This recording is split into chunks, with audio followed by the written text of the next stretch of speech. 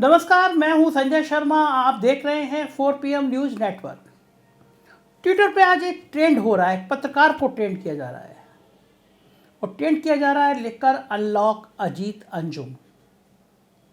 अब आप पूछेंगे कहाँ अनलॉक, अजीत अंजुम को क्यों? अजीत अंजुम देश के वो पत्रकार हैं जो गांव गली खेत खलियान पे जाते हैं, लोगों से बात करते हैं, उनका दर्द समझते हैं। सालों तक उन्होंने टीवी बड़े बड़े चैनलों में नौकरी करी, टीवी जगत का फिर चमकता हुआ सितारा, चमकता हुआ नाम, उनके डिबेट्स, उनके शो पूरे देश में तहलका मचाते थे और फिर एक दिन उन्होंने नौकरी छोड़ दी। क्यों छोड़ दी इसके विस्तार में मुझे जानने की ज़रूरत नहीं है। चैनलों पे आजकल जो कुछ हो रहा है वहाँ पे बहुत इंटेलेक्चुअल आदमी, बहुत संवेदनशील आदमी और सच में पत्रकारिता करने वाले आदमी की जगह नहीं बची है।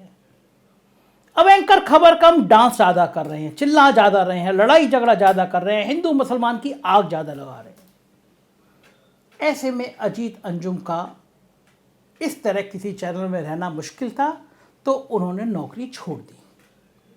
अब जब नौकरी छोड़ दी, बंदी बंधाई लाखों की पगार मिलती हो जिस आदमी को वो अपने सिद्धांतों के लिए नौकरी छोड़ दे तो हंगामा मचता है और फिर उस व्यक्ति के सामने भी संकट खड़ा होता है कि अब क्या करें।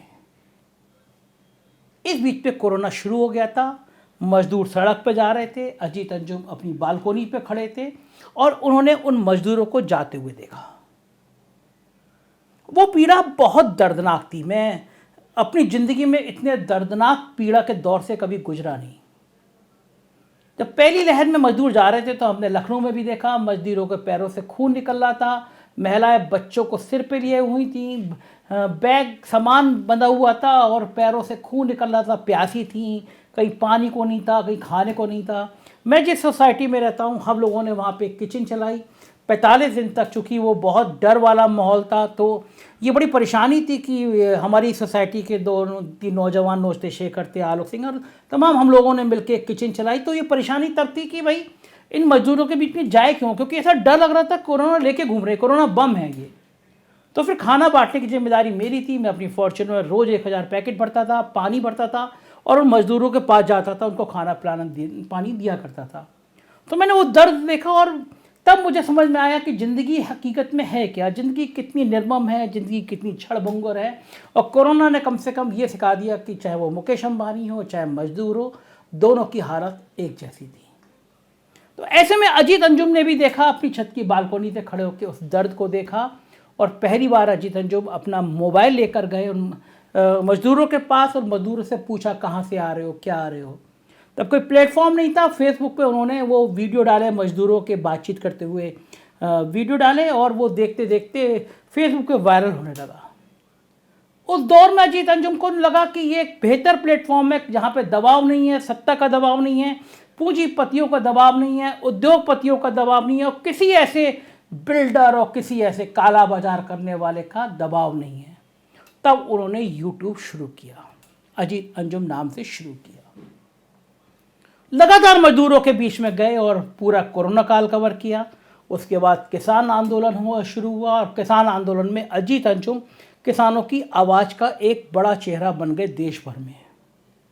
पश्चिम बंगाल में चुनाव हुआ, अजीत अंजुम बंगाल की गली गली में घूम रहे थे और उत्तर प्रदेश का चुनाव हुआ तो अजीत अंजुम उत्तर प्रदेश के चुनाव में गली गली घूम रहे थे। प्रधानमंत्री ने भी अपने भाषण में जिक्र किया उनके एक वीडियो का कि एक महिला कैसे राशन की बात कर रही थी।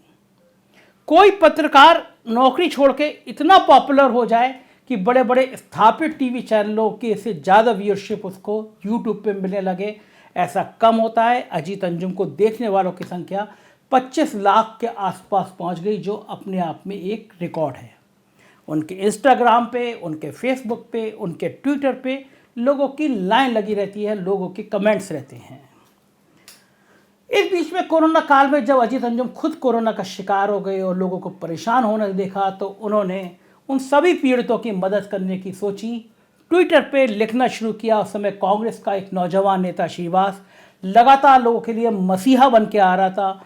बीजेपी तक के नेता उससे सिलेंडर की, ऑक्सीजन सिलेंडर की और दवाओं की, रेमडेसिविर इंजेक्शन की मांग कर रहे थे और वो लगातार मेहनत कर रहा था।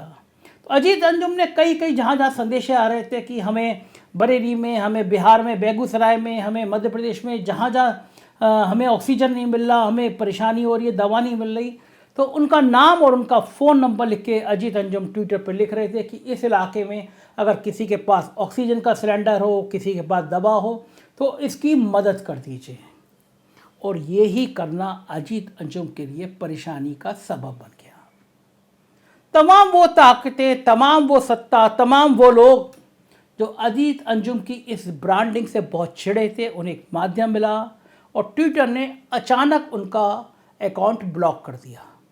और ये कहते ब्लॉक किया कि आपने प्राइवेसी का उल्लंघन किया है, किसी व्यक्ति का नाम सार्वजनिक किया है, उसका नंबर सार्वजनिक किया। ये बहुत हास्यास्पद बात थी कि कोरोना काल में अगर आप बताएंगे नहीं कि संजय शर्मा को ऑक्सीजन की ज़रूरत है, ऑक्सीजन सिलेंडर की ज़रूरत है, संजय शर्मा का मोबाइल नंबर ये है, तब तक कोई सहायता मुझ तक पहुंचती नहीं। अजीत अंजुम ने गुनाह किया, हजारों लाखों लोगों की जान बचाने के लिए दिन रात खाना पीना छोड़ के काम करते रहे और ट्विटर ने उनको ब्लॉक कर दिया। तो मैं जिस बात की घटना की शुरुआत कर रहा था वो घटना यही है कि आज दिन भर ट्विटर पे पूरे देश में ये डिमांड उठी, ट्विटर अजीत अंजुम को अनब्लॉक करो। उन्होंने समाज के लिए काम किया है, उन्होंने लोगों की जान बचाई है।